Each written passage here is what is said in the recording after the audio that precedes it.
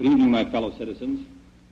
This afternoon, following a series of threats and defiant statements, the presence of Alabama National Guardsmen was required on the University of Alabama to carry out the final and unequivocal order of the United States District Court of the Northern District of Alabama. That order called for the admission of two clearly qualified young Alabama residents who happened to have been born Negro. That they were admitted peacefully on the campus is due in good measure to the conduct of the students of the University of Alabama who met their responsibilities in a constructive way. I hope that every American, regardless of where he lives, will stop and examine his conscience about this and other related incidents. This nation was founded by men of many nations and backgrounds. It was founded on the principle that all men are created equal, and that the rights of every man are diminished when the rights of one man are threatened. Today we are committed to a worldwide struggle to promote and protect the rights of all who wish to be free. And when Americans are sent to Vietnam or West Berlin, we do not ask for whites only. It ought to be possible, therefore, for American students of any color to attend any public institution they select without having to be backed up by troops. It ought to be possible for American consumers of any color to receive equal service in places of public accommodation, such as hotels and restaurants and theaters and retail stores, without being forced to resort to demonstrations in the street. And it ought to be possible for American citizens of any color to register and to vote in a free election without interference or fear of reprisal.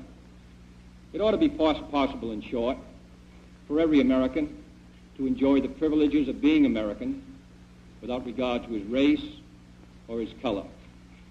In short, every American ought to have the right to be treated as he would wish to be treated, as one would wish his children to be treated. But this is not the case. The Negro baby born in America today, regardless of the section of the state in which he is born, has about one-half as much chance of completing a high school as a white baby, born in the same place on the same day. One-third as much chance of completing college. One-third as much chance of becoming a professional man. Twice as much chance of becoming unemployed. About one-seventh as much chance of earning $10,000 a year. A life expectancy which is 7 years shorter, and the prospects of earning only half as much. This is not a sectional issue. Difficulties over segregation and discrimination exist in every city, in every state of the Union, producing in many cities a rising tide of discontent that threatens the public safety. Nor is this a partisan issue. In a time of domestic crisis, men of goodwill and generosity should be able to unite regardless of party or politics. This is not even a legal or legislative issue alone. It is better to settle these matters in the courts than on the streets, and new laws are needed at every level. But law alone cannot make men see right. We are confronted primarily with a moral issue. It is as old as the Scriptures and is as clear as the American Constitution. The heart of the question is whether all Americans are to be afforded equal rights and equal opportunities, whether we are going to treat our fellow Americans as we want to be treated. If an American, because his skin is dark, cannot eat lunch in a restaurant open to the public, if he cannot send his children to the best public school available, if he cannot vote for the public officials who represent him, if, in short, he cannot enjoy the full and free life which all of us want, then who among us would be content to have the color of his skin changed and stand in his place? Who among us would then be content with the counsels of patience and delay? 100 years of delay have passed since President Lincoln freed the slaves, yet their heirs, their grandsons, are not fully free. They are not yet freed from the bonds of injustice. They are not yet freed from social and economic oppression.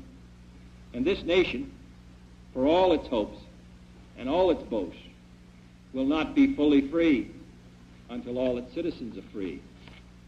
We preach freedom around the world, and we mean it. And we cherish our freedom here at home. But are we to say to the world, and much more importantly, to each other, that this is a land of the free, except for the Negroes? That we have no second-class citizens, except Negroes? That we have no class or caste system, no ghettos, no master race, except with respect to Negroes? Now the time has come for this nation to fulfill its promise. The events in Birmingham and elsewhere have so increased the cries for equality that no city or state or legislative body can prudently choose to ignore them. The fires of frustration and discord are burning in every city, north and south. Where legal remedies are not at hand, redress is sought in the streets, in demonstrations, parades, and protests, which create tensions and threaten violence and threaten lives. We face, therefore, a moral crisis as a country and a people. It cannot be met by repressive police action. It cannot be left to increase demonstrations in the streets. It cannot be quieted by token moves or talk. It is a time to act in the Congress, in your state and local legislative body, and above all, in all of our daily lives. It is not enough to pin the blame on others, to say this is a problem of one section of the country or another, or deplore the facts that we face. A great change is at hand, and our task, our obligation, is to make that revolution, that change, peaceful and constructive for all. Those who do nothing are inviting shame as well as violence. Those who act boldly are recognizing right as well as reality. Next week, I shall ask the Congress of the United States to act, to make a commitment it has not fully made in this century to the proposition that race has no place in American life or law. The federal judiciary has upheld that proposition in a series of forthright cases. The executive branch has adopted that proposition in the conduct of its affairs, including the employment of federal personnel, the use of federal facilities, and the sale of federally financed housing. But there are other necessary measures which only the Congress can provide, and they must be provided at this session. The old code of equity law under which we live commands for every wrong a remedy. But in too many communities, in too many parts of the country, wrongs are inflicted on Negro citizens, and there are no remedies at law. Unless the Congress acts, their only remedy is the street.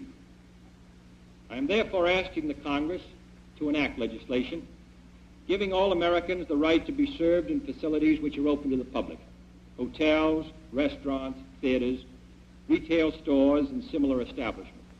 This seems to me to be an elementary right. Its denial is an arbitrary indignity that no American in 1963 should have to endure, but many do. I have recently met with scores of business leaders, urging them to take voluntary action to end this discrimination. And I've been encouraged by their response. And in the last 2 weeks, over 75 cities have seen progress made in desegregating these kinds of facilities. But many are unwilling to act alone. And for this reason, nationwide legislation is needed if we are to move this problem from the streets to the courts. I'm also asking Congress to authorize the federal government to participate more fully in lawsuits designed to end segregation in public education. We have succeeded in persuading many districts to desegregate voluntarily. Dozens have admitted Negroes without violence. Today, a Negro is attending a state-supported institution in every one of our 50 states. But the pace is very slow. Too many Negro children entering segregated grade schools at the time of the Supreme Court's decision 9 years ago will enter segregated high schools this fall, having suffered a loss which can never be restored. The lack of an adequate education denies the Negro a chance to get a decent job. The orderly implementation of the Supreme Court decision, therefore, cannot be left solely to those who may not have the economic resources to carry the legal action or who may be subject to harassment. Other features will be also requested, including greater protection for the right to vote. But legislation, I repeat, cannot solve this problem alone. It must be solved in the homes of every American, in every community across our country. In this respect, I want to pay tribute to those citizens north and south who've been working in their communities to make life better for all. They are acting not out of a sense of legal duty, but out of a sense of human decency.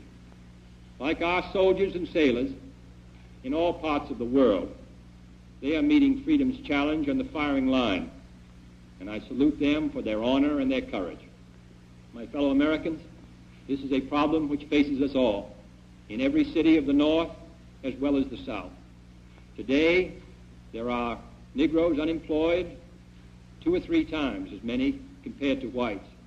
Inadequate education, moving into the large cities, unable to find work, young people particularly out of work without hope, denied equal rights, denied the opportunity to eat at a restaurant or a lunch counter or go to a movie theater, denied the right to a decent education, denied almost today the right to attend a state university even though qualified. It seems to me that these are matters which concern us all, not merely presidents or congressmen or governors, but every citizen of the United States. This is one country. It has become one country because all of us and all the people who came here had an equal chance to develop their talents. We cannot say to 10% of the population that you can't have that right, that your children can't have the chance to develop whatever talents they have, that the only way that they're going to get their rights is to go in the street and demonstrate. I think we owe them and we owe ourselves a better country than that. Therefore, I'm asking for your help in making it easier for us to move ahead and to provide the kind of equality of treatment which we would want ourselves, to give a chance for every child to be educated to the limit of his talent. As I've said before, not every child has an equal talent or an equal ability or equal motivation, but they should have the equal right to develop their talent and their ability and their motivation to make something of themselves. We have a right to expect that the Negro community will be responsible, will uphold the law, but they have a right to expect that the law will be fair, that the Constitution will be colorblind, as Justice Harlan said at the turn of the century. This is what we're talking about, and this is a matter which concerns this country and what it stands for. And in meeting it, I ask the support of all of our citizens. Thank you very much.